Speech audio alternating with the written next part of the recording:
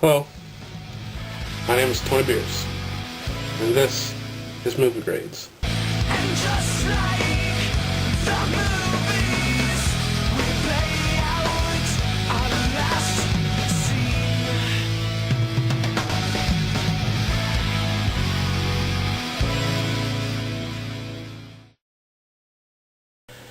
Hey everybody, Tony Beers here again, and I just got back from seeing Ironman Dos.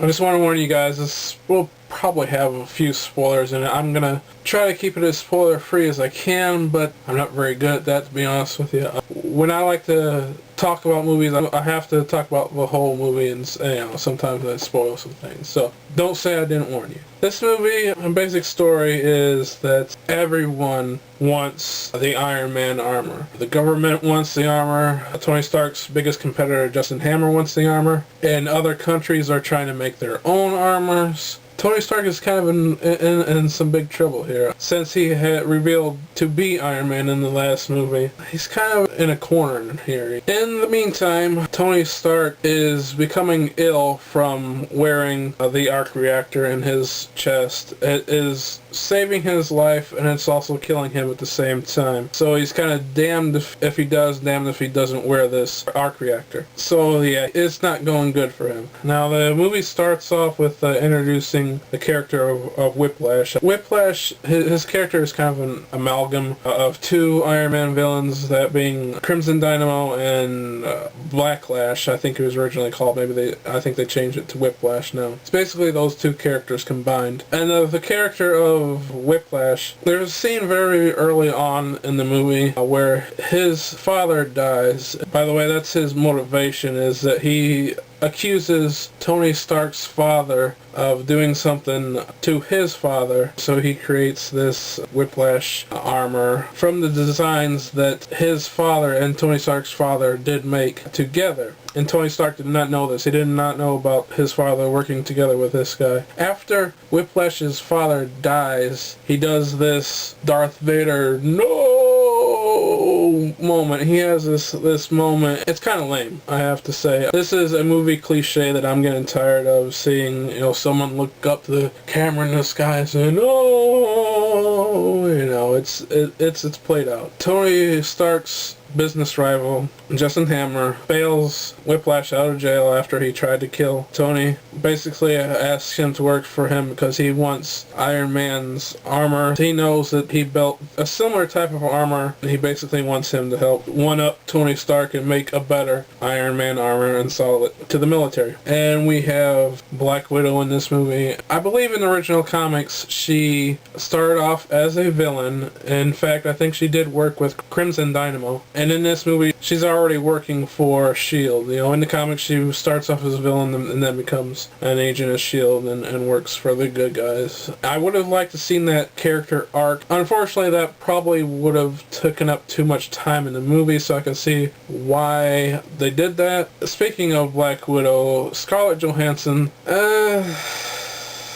did a decent job. I mean, she's basically in this movie to look pretty and kick ass, which she does both fairly decent, I guess. I mean, I wasn't impressed by her performance, I would say. Out of the entire cast, everyone did a very good job except for her. I'm not saying she's bad in this role, she almost just seems just there. I also was disappointed that she does not speak with a Russian accent. She is sent to basically spy on Tony for S.H.I.E.L.D. The action is very good in this movie. It's actually quite excellent. It's some of the best action I've seen in a while. There's a very epic battle between Iron Man, War Machine, and these suit drones, which is it's very excellent. There is a final battle between Iron Man, War Machine, and Whiplash, and it's kind of anticlimactic, I have to say. It's a good battle, but it wasn't as good as the Iron Man, War Machine drone battle. And at the end of the battle, it kind of rips off Predator. I went to see this movie the arcade stud, and we discussed it a little bit afterward. And he did mention one thing that he did not like, and that was that there's a couple scenes in which Tony Stark and Pepper Potts argue. They're talking over each other, and it's kind of hard to tell what each person is saying since they're talking both at the same time. He has a valid point. It is kind of hard to understand sometimes. I would have to say that I kind of like it, only because it's very realistic. I'm sure many of you have had arguments and fights with people in which you're both trying to talk over each other. I've seen many arguments and many fights just like this. I would like to mention that one thing that disappointed me about this movie is that the first movie set up the Mandarin by mentioning Ten Rings Gang. As far as I know, they don't mention them in this movie. Perhaps they're waiting for the third to make it a trilogy, but this movie does not really set up for a sequel. It does set up for the Avengers movie. I have to mention, during a part of the movie, the second time that Gary Shandling pops up in the movie, I had to take a piss. And I thought, well, this is just Gary Shandling.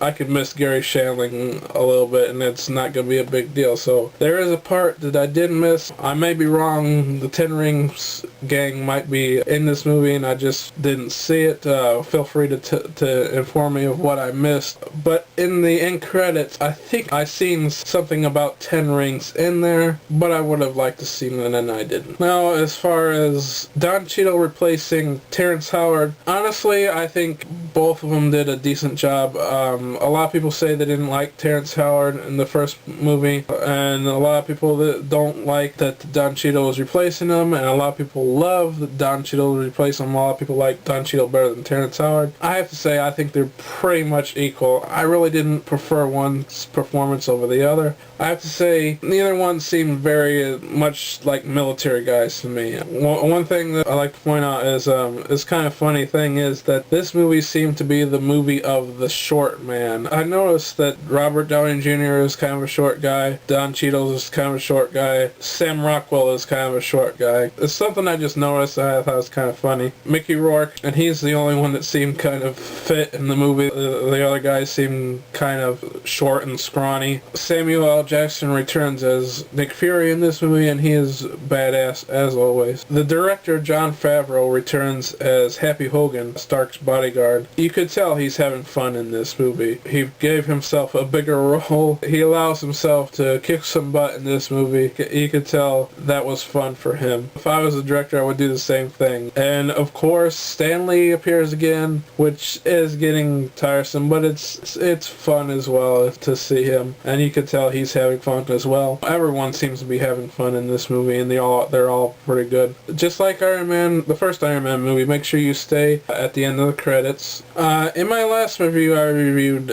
Kick-Ass, which I very much liked, and I gave Kick-Ass an A- because as much as I liked it, it still wasn't perfect. It still had some flaws. This movie is pretty much the same. It's not exactly perfect, but it is a really good movie. But I kind of regret giving Kick-Ass an A- only because that was kind of actually a low score for what might possibly be the best movie this summer and possibly this year. But I think I did give it a correct grading. Only this movie I like so much, but I'm not sure if I like it more than Kick-Ass or if they're kind of even. Because I like both movies, but I like them both for different reasons. Like I said in my Kick-Ass review, the main reason I like Kick-Ass so much is because it doesn't follow the Hollywood formula. It breaks away. It's not like any other movie you really seen before. I mean, how many other movies have you seen where you see a murderous, psychotic 10-year-old girl? You know, not too many, I wouldn't think. So it is very unique movie, Kick-Ass is, and as much as I like Iron Man 2, it's kind of same old, same old. It's kind of the same stuff we've seen before. It is a really, really good summer blockbuster popcorn movie. It does follow the formula of many other comic book, science fiction, Hollywood